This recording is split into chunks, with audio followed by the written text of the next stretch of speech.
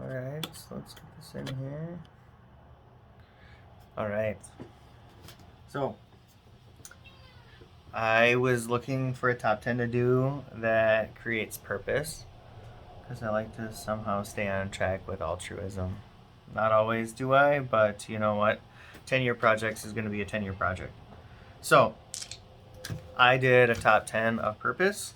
So, whoops, that roll does not count. Roll this, set this up over here.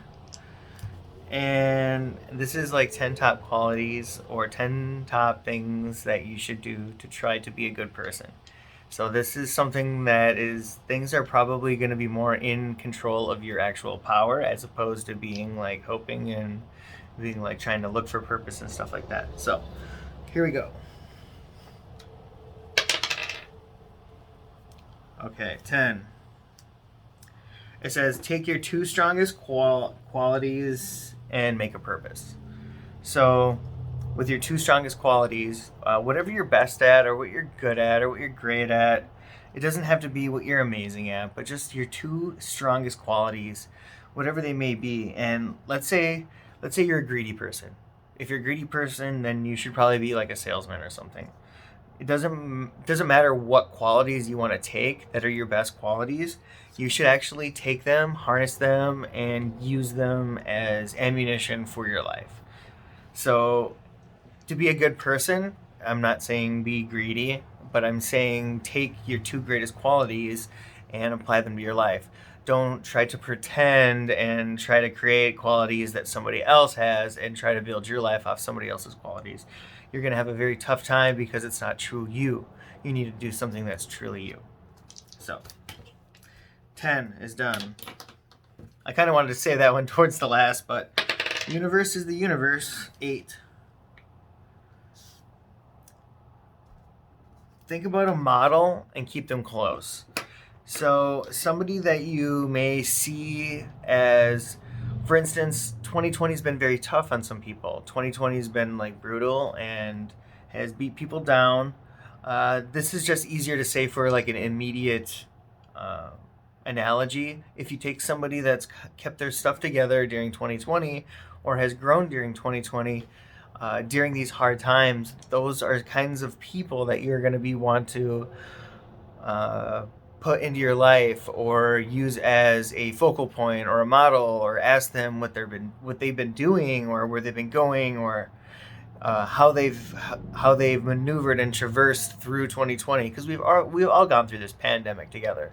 We've all hurt. We've all pretty much took a really hard hit. So unless you're certain people that can afford things that nobody else can afford, you're doing pretty okay. So maybe take a look at those people that have had immediate influence on your life, and if you don't have a model or if you don't have somebody that you need in your life because you don't have anyone to like kind of follow.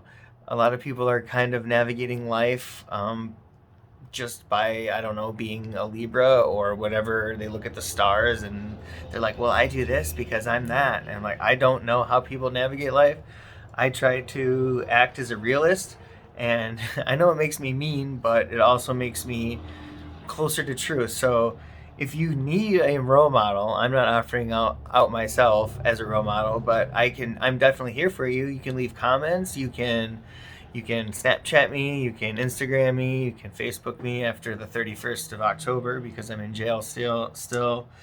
A number of different ways you can get a hold of me. So I'm not always going to be the person that you need to talk to, but I can definitely point you in the direction that you need to go. So, role models. Think about what you guys need and try to be that person. I have like 10, 15, 20 role models, and I've never met a single one of them. They're just people that I consider to be very on course of what's going on in the world. So they've actually been in my last videos. I always quote them all the time, and those are the people that I follow. Not doesn't mean that I talk to them and I know who they are, but it does mean that I have an idea of somebody that I want to be, and I know it's not me. I always want to grow. So I look at somebody that's better than me, and try to aim for that. Number 2, put challenges in perspective.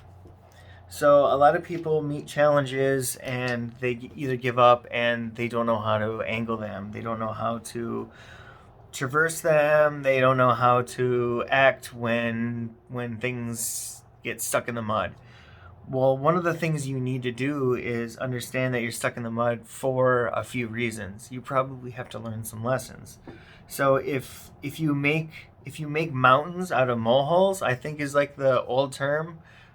Just little speed bumps that come in your life. Some people like treat those as just Mount Everest. They're never going to conquer it, and that's where they instantly throw in the towel and give up, and they go back to either a habit or they don't.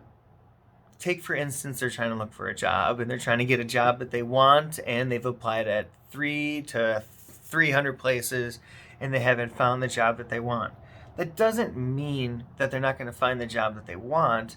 It just means that they found 300 jobs that didn't meet their standards. And that's a good thing. And sometimes that takes some time. There's some people in my life that they have some incredible jobs, and they're some of the most bimbo nitwit people that I've ever met. And that doesn't mean that they're not adequate for that job. It just means that they worked really hard to either get the credentials that they needed to get that job, or they held back and they didn't settle for anything else. When you settle for something else, you got to know that you're either doing it for a time period and you're working for something else and you're going for something else, and eventually you're going to get there. Otherwise, you're going to be like, oh, all of a sudden, if you've seen the movie Waiting, where they all of a sudden the guy's like, I offer you the manager position or the assistant manager position, and it's like, oh, it's like a huge cookie on a plate. Like, oh, it sounds so good, you know. You've been a box boy for so long, and you moved up from box boy to server, and you've been a server for X amount of time dealing with people's crap, and then you get that assistant manager position. Like you all of a sudden have to take your ego into consideration and say, hey, I earned this position of power because I've either worked for it, or you're like, I'm going to dominate this. And some people are like, that's just what they settle for. They're happy with their assistant manager, and they're like, yep, my next move is a manager. I'm going to be a manager of a shift manager or whatever, and that's good enough for them. And sorry, but it's not good enough for a lot of people. So when it comes to, I got off tangent, but put challenges in perspective. Don't think of something as it's going to be take forever for you to get there. See what you have to do to get there and try to take the quickest route, but don't be lazy about it. Sometimes people try to take the lazy route to the top, and they're just always stuck in the mud, and they're not going anywhere because they're always trying to take the easy route. Sometimes it takes a little bit of work. Buy with intention. So everything that you purchase with your money, money is a contract. You might not see it as selling your soul, but when you purchase something, you are giving your time, because however you've got and acquired that money, it had cost you something. So as a soul contract, when you say, hey, I'm going to be the next rapper and I'm going to get that $1 million, like $1 million is not a lot of money. And how you spend that $1 million is very important. If you take that $1 million and you inject it right back into the studio that gave it to you, they're making twice the amount of money off of you. They're making twice the amount of money off of you because now they have you in that contract, and they say, hey, you have to make those albums or you don't get it. Now you have to put that studio time in, and now you're spending your money back where you got it. I mean, let's be honest. Why don't you just invest that money in your studio at your house and make money, and then if things go south, you still have your studio. So that's some things that you have to think about when it comes to buy with intention. You don't just go to the store and give them $5 or $8 for your Starbucks. You're giving them, I don't know, a percentage of whatever you worked for an hour. You know, if you make $8 or $9 an hour, you literally gave them an hour of your life. Now, is that coffee going to last an hour of your life? Are you going to talk about that coffee like, man, that was a great hour? So I want to talk about moments. Like if you want to purchase with intention, think about what you want to spend your money on, like as being like, man, that was an amazing hour. I could not have spent an hour better anywhere else. And then you start to think that it doesn't cost almost any money to spend that time where you want to be. And that is purchasing with intention. When you buy with your heart and you don't buy with your mind. And what I'm trying to tell people and shake them off is this 3D plane, and it's all mental. It's all mental. It's all mental. You're supposed to go crazy. That's what the mental plane is. That's what this 3D plane is. You're supposed to traverse it, and it's supposed to make you crazy until you realize that you need to find your soul and your heart. And then everything makes so much more sense. So, buy with intention. Purchase with intention. Engage and act and attack and learn to fail, get up, and do it all over again. I think this goes along with put challenges in perspective. When people give up too fast, people don't know how to engage, and people don't know how to let things go. When you have to be like water, you have to think like water. You have to exist as water and have things flow right through you that are negative, and then you hold on to things that are positive, and that'll grow you. That'll make you a better person and build on who you want to be. So I'm probably running out of data right now, so I gotta go again. 3, ask hard questions and follow-up questions. Sometimes people don't want to, this also probably would segue from the last one, don't want to engage too much because they don't want to ask the hard questions. Sometimes asking the hard questions are the ones that are going to set you free. If there's something that you need to monetize in your life and you need to meet a certain satisfactory idea, you have to ask the hard questions. If you want to get a certain job, if you want to buy a house, if you want to start a business, you have to ask hard questions. If you want to stay with the person that you are with, if you want to be with the person that you see that you want to be with, you need to ask them questions that are really hard and not just play into their hand. Because sooner or later, those hard questions are going to manifest and they're going to come to the surface, because sooner or later, the truth tells all. So get it out in the open, no matter how hard it is on you or them. Just ask them. Just be open, and either those people are going to be completely okay with you asking those questions and it's going to really matter to them, or those motherfuckers don't matter, do they? Next. 9.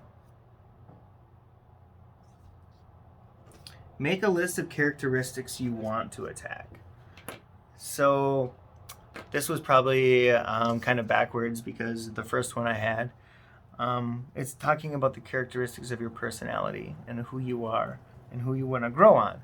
If you take the easiest 2 characteristics that you have and attack on those and use those as momentum, things are going to be very, very easy.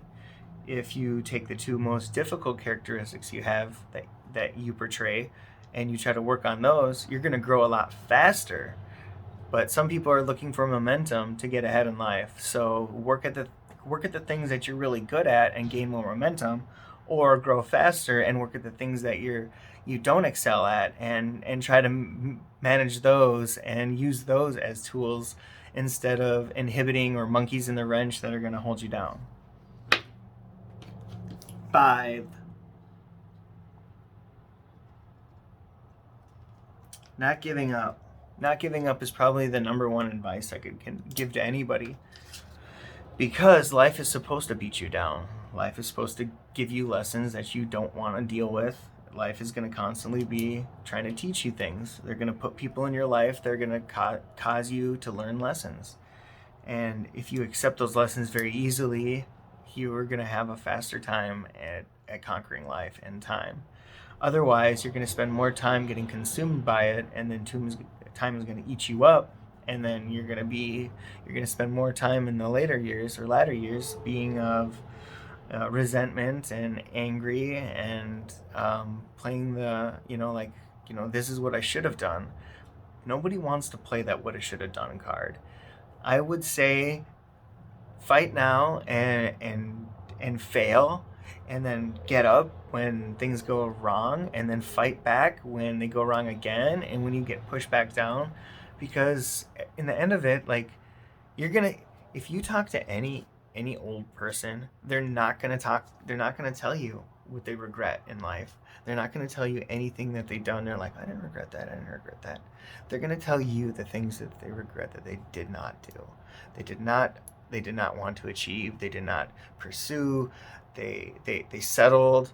Though if you talk to any person, any nurse, if you talk to anyone that works in any elder facility, that's what they'll tell you. They're like, I should have done this. I should have tried that. I should have. They're not going to say, hey, no, that was a blast. That was crazy. That was kind of a dumb decision, and they'll tell you it was a dumb decision. But what they're going to tell you what they regret is the things that they did not do, and that's just a fact of the matter, or a matter of fact.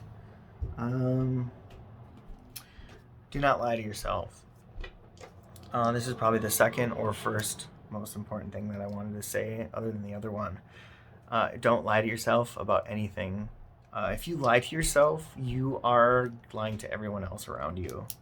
And when you lie to yourself, you are basically disintegrating who you are. You're giving up on something. If you lie to yourself in a situation or something, no matter how hard it is, or no matter how easy the situation may seem to be, or a little fib it may be, it will disintegrate you a little bit. And then when you lie to yourself, I'm a professional liar. What it does to you is it makes you not trust other people. So the more honest you are to yourself, the more honest, it's going to make you impossible to lie to other people. If there's something you don't like, if there's something that you don't want, if there's something that's not happening in your life and you want something else, and the other person, you think they need to give it to you, and you're not saying those things, it's going to slowly hurt you if you don't open up, if you don't say those things. So that's, I think, all of them. Do not, yeah. That would be my top 10 of how to be a good person. And they're just things that I came up with today. I could think of a number of other things that could try to make you to be a good person. But focusing on yourself and being honest with yourself is going to be the easiest way. It sounds cliche and it seems kind of corny, but it's simple and it's fact. I can't tell you how many bad relationships I got myself into because I was too nice, or I was too much of trying to protect somebody else, or I felt sorry for them. And yeah, I spent a lot of time of my life on relationships. And one of the things, if I say I had regret and I don't, because it all built me to who I am, I would have looked at my gut intentions and my heart and would have known better at the very beginning, and I would have ignored any of the red flags or looked at life through rose-colored glasses, and I would have not have wasted so much time. But I would have not have spent some of those times creating the person that I am now. So had I knew those things then, who knows? Maybe I'd be spending more time in the latter years not learning those things. And I went through a lot of pain and I went through a lot of hurt. So it made me either say, hey, I want to not do those things again, but I also don't want to build up a force field and push people away. And that's what I spent a lot of my time doing. It wasn't necessarily not learning the lessons. I learned those very fast. It was accepting trust and becoming a better person on the inside of myself, and saying, hey, it's okay if somebody is not trustworthy towards you. You know, you can give them a chance, but just don't give them two, right? That's what I would say. You can go ahead and burn me once, and that's shame on me. Or what was it? Shame on you. And then the second time, that's shame on me. So just something to think about, and I'm probably not going to be able to upload this video because it's too long. But I love you guys, and have a really good weekend.